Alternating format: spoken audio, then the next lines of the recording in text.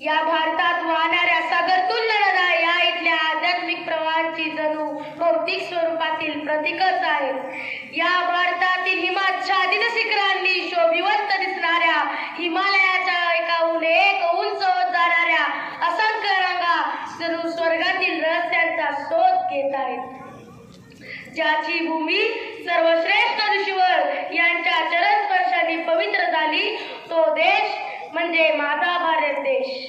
मानवाच्या स्वरूपाचं आणि अंत जगाच्या रहस्याचं अनुसंधान प्रथम याच भारतात सुरू झालं। याच भारतात आत्म्याचं अमृतत्व, सर्वसाक्षी शिवराचं अस्तित्व, समस्त प्रकृती आणि समस्त जीवात ओतप्रोत बनलेला ईश्वर या संबंधीचे सिद्धांत उदयाला आले। धर्म आणि तत्वज्ञान येथील सर्वोच्च आदर्श याच भारतात प्रथम चरम अवस्थेपर्यंत पोहोचले। याच भूमीतून धर्म आणि तत्वज्ञान यांनी महापुराप्रमाणे वेगात बाहेर पडून सर्व जग वारंवार व्यापून टाकलं होतं। आणि याच भूमीतून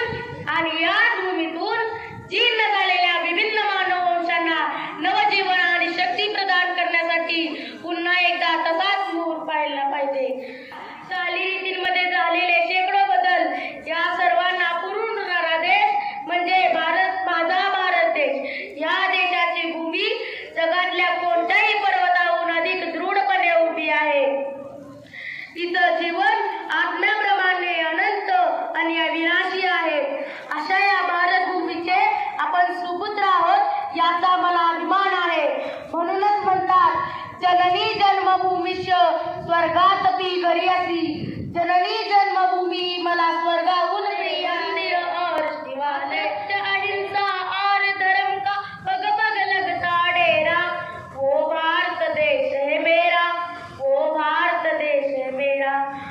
आमच्या शाळेच्या मुख्याध्यापिकांनी मला इथं बोलण्याची संधी दिली त्याबद्दल त्यांचे धन्यवाद।